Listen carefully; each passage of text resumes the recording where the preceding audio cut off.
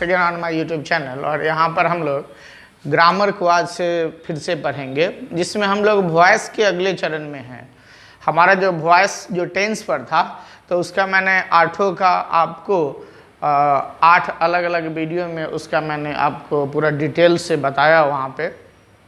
आज हम लोग उसके वॉइस के दूसरे चरण में हैं और यहाँ पर हम लोग हैं इम्पेरेटिव सेंटेंस में। सबसे पहले तो ये जानेंगे कि इम्पेरेटिव सेंटेंस होता क्या है और किसे कहते हैं, ये बहुत महत्वपूर्ण है। उसके बाद ही हम और आप वॉइस में बढ़ेंगे। तो इम्पेरेटिव सेंटेंस वह वाक्य जो वर्ब से शुरू हो तथा उससे आज्ञा, आदेश, सलाह, परामर्श, विनती, निवेदन इत्यादि का भाव व्यक्त होता हो, उसे हम लोग क्या कहते हैं, इम्पेरेटिव सेंटेंस। आपको याद रखना है कि इम्पेरेटिव सेंटेंस का जो वाक्य होता है वो प्रायः नहीं सदैव वर्ब से शुरू होता है। अब आपको हिंदी में वर्ब जानने का मैंने कई बार तरीका बताया है, और आज भी आप इस बात को याद रखिए कि जब हिंदी के वाक्यों में माने शब्द में ना का बोध हो, तो आपको ये समझना है कि वो मेरा वर्ब हो गया। जैसे हंसना, गाना, चलना, उठना, बैठना, दौड़ना, खाना, पीना, पहनना, बजाना, सब में देखिए ना है। दैट मीन्स ईच शब्द जो है वो सारे के सारे क्या हो गए आपके लिए वर्ब है। तो ये वर्ब से शुरू होगा और साथ में इसके ऑब्जेक्ट रहेंगे, और इससे आज्ञा, आदेश, सलाह, परामर्श, विनती, निवेदन इत्यादि का भाव व्यक्त होता है। तो उसको हम लोग इम्पेरेटिव सेंटेंस में समझते हैं। अब एक दो हम लोग यहाँ पे उदाहरण देख लें। Please help me, please help me, यहाँ पे अब रिक्वेस्ट किया गया है। प्लीज हेल्प मी रिक्वेस्ट किया गया है। दूसरा है bring a glass of water, ये एक सलाह कहिए, और stand up on the bench ये एक ऑर्डर हुआ। तो हमारा जो वॉइस होगा एक्चुअली में वॉइस जो इम्पेरेटिव सेंटेंस का आने वाला है वो बिल्कुल इसी तीनों पर ही हम लोग आधार इसी को मानेंगे, और उसके बाद हम लोग यहाँ से आगे बढ़ेंगे। आज हम लोग कुछ इसके रूल्स को देखेंगे, उसके एग्जाम्पल्स को देखेंगे, और फिर वहाँ से आगे बढ़ेंगे। तो वॉइस प्रायः सलाह, आदेश, निवेदन, यही 3 पर हमारा ये जो वाक्य आपने लिखा इसी पर आधारित होगा, और यहाँ से अब हम लोग आगे बढ़ेंगे। तो चलिए अब हम लोग आगे का रूल में हैं। तो आइए अब हम लोग इसके पहले रूल की ओर बढ़ रहे हैं। यहाँ पर हम लोग नोट में देख रहे हैं कि यदि एक्टिव वॉइस का वाक्य इम्पेरेटिव सेंटेंस में हो तो तथा वाक्य से सलाह, परामर्श, निवेदन इत्यादि का भाव व्यक्त हो, तो ऐसे वाक्यों का पैसिव वॉइस बनाते समय निम्न परिवर्तन करते हैं। अब क्या उसमें करना है कि एक्टिव वॉइस का जो ऑब्जेक्ट है उसको हम लोग सब्जेक्ट बनाएंगे पुनः, और सब्जेक्ट से पहले एलईटी लेट का प्रयोग करेंगे तथा सब्जेक्ट के बाद बीईबी का प्रयोग करेंगे, एवं वर्ब का तीसरा रूप रखेंगे तथा अन्य जो शब्द है उसको पूर्वतः माने जो जहाँ पर है वो उसका प्रयोग हम लोग उसी अनुसार करेंगे। तो आइए हम लोग अब इसके रूल में हैं कि रूल को देखते हैं कि यहाँ पे रूल में हमको क्या बताया जा रहा है। तो let plus new subject plus be plus V3 plus other words, ये मेरा रूल हुआ। और अब हम इसके एग्जाम्पल में हैं। पहला में कैच द बॉल, कैच माने पकड़ना, ना का प्रयोग हो गया। दैट मीन्स आपको समझना है कि ये इम्पेरेटिव सेंटेंस में है, चूंकि ये वर्ब हो गया, ठीक है। तो अब इस प्रकार का वाक्य जब आपको मिलेगा तो आपको इम्पेरेटिव सेंटेंस के रूल में ही बनाने हैं।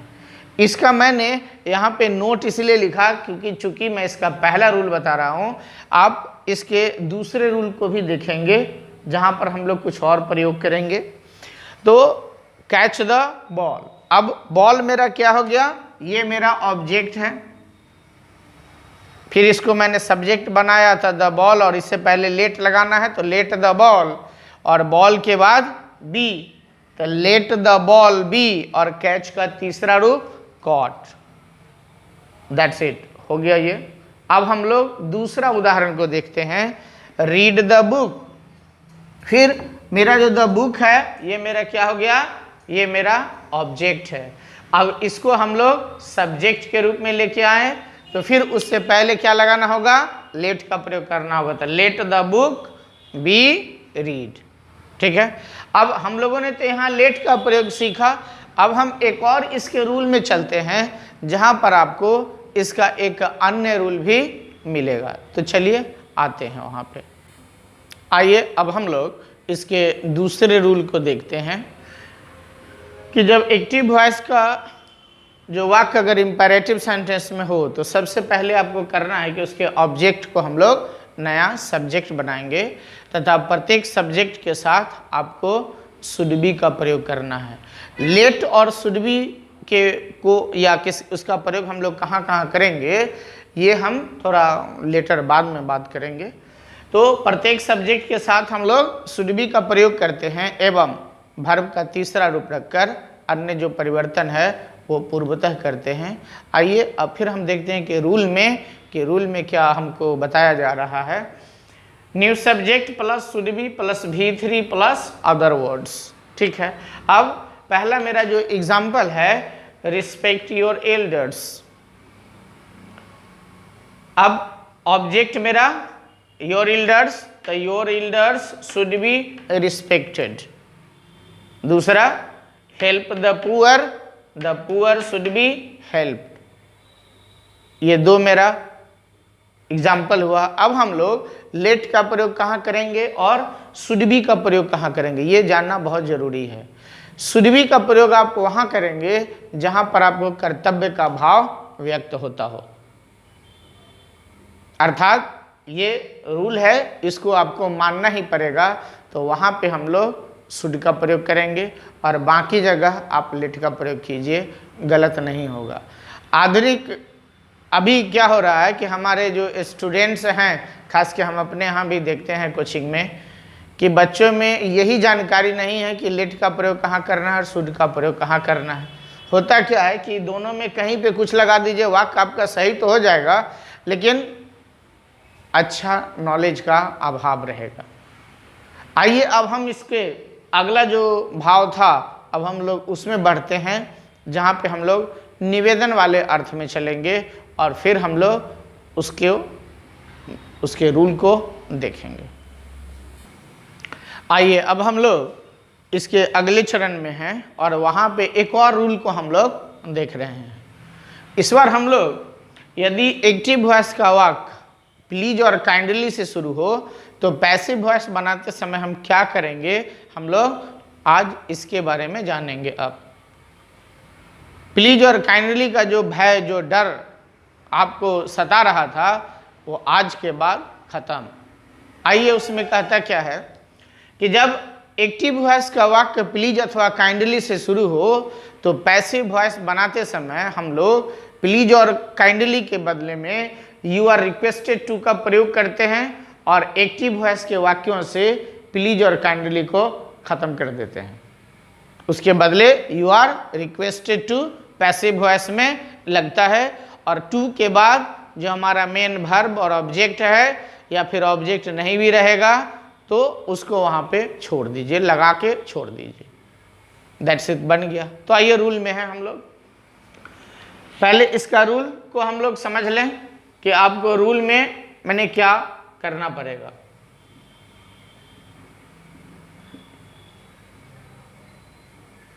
You are requested to plus other words, ये मैं समझने के लिए आपको लिख दिया हूं। अब बिल्कुल हम लोग इसी पर फोकस करेंगे कि ये जो मेरा रूल है बस इसको समझ जाइए। पहला उदाहरण है प्लीज हेल्प मी। अब जैसे प्लीज देखिए कि वाक्य में ये जो प्लीज लगा हुआ है बस इसको जैसे आप देखिए तुरंत समझ आइए कि वाक्य मेरा इंपेरेटिव सेंटेंस में है और निवेदन हो रहा है। यहाँ पे फटाक से क्या करेंगे, ये प्लीज और काइंडली को हम लोग प्लीज को रिमूव करेंगे और इसके बदले में यू आर रिक्वेस्टेड टू का प्रयोग किया, और टू के बाद हेल्प मी, तो हेल्प मी। क्लियर? कभी कभी क्या होता है कि विद्यार्थी को चेक करने के लिए प्लीज और काइंडली का प्रयोग बाद में भी कर देता है, वाक्य में किया जाता है। अब मैं इसी वाक्य को दोबारा यहां पे लिख रहा हूं, हेल्प मी प्लीज, फिर सेम टू सेम बनेगा। जैसे आप प्लीज को देखिए, फिर वही समझ जाना है आपको कि वाक्य मेरा इंपेरेटिव सेंटेंस में रिक्वेस्ट कर रहा, तो प्लीज के बदले यू आर रिक्वेस्टेड टू और फिर हेल्प मी। अब एक उदाहरण हम काइंडली पे ले लेते हैं कि काइंडली गो देयर।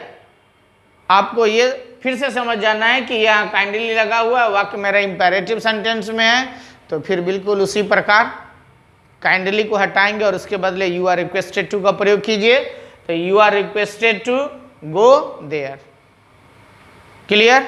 आशा करते हैं कि ये आपको समझ में आ गई होगी। मैं एक चीज और बताना चाहता हूं आपको कि क्या आपको पता है प्लीज और काइंडली में किसका प्रभाव ज्यादा पड़ता है? आइए मैं क्लियर करता हूं उसको।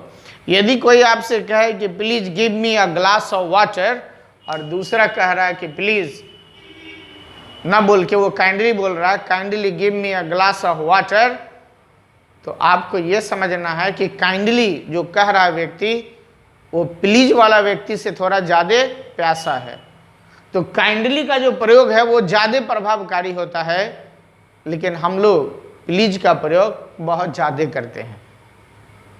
अगर काइंडली का प्रयोग आप सब अनजान जगह में कीजिए तो उसका प्रभाव उतना नहीं पड़ेगा। जैसे आप बस में, ट्रेन में है, किसी को प्लीज बोलिए तुरंत बैठा लेगा, जगह दे देगा आपको, आहा हा प्लीज बोल रहा है। लेकिन यदि आप काइंडली बोलिए उसको समझ में आता नहीं है और वो बैठना तो दूर पूछेगा भी नहीं आपसे। लेकिन सॉरी, यहाँ पे काइंडली का प्रभाव ज़्यादा है, प्लीज का कम होता है। खैर ये कहानी यहीं पे रखिए, हम लोग अब इंपेरेटिव सेंटेंस के अगले में फिर हम लोग नेक्स्ट में आएंगे। तो यहाँ पे हमारा ये 3 का महत्वपूर्ण भाग खत्म होता है। और यदि अब तक आप हमारे चैनल को सब्सक्राइब नहीं किए हैं तो फॉर योर काइंड इन्फॉर्मेशन जल्दी से आप हमारे चैनल को सब्सक्राइब कीजिए, उसका बेल आइकन को आप पुश कीजिए, दबाइए, जिससे कि सबसे पहले हमारा जो वीडियो अपकमिंग है उसका नोटिफिकेशन आपको मिले। Thank you very much for watching.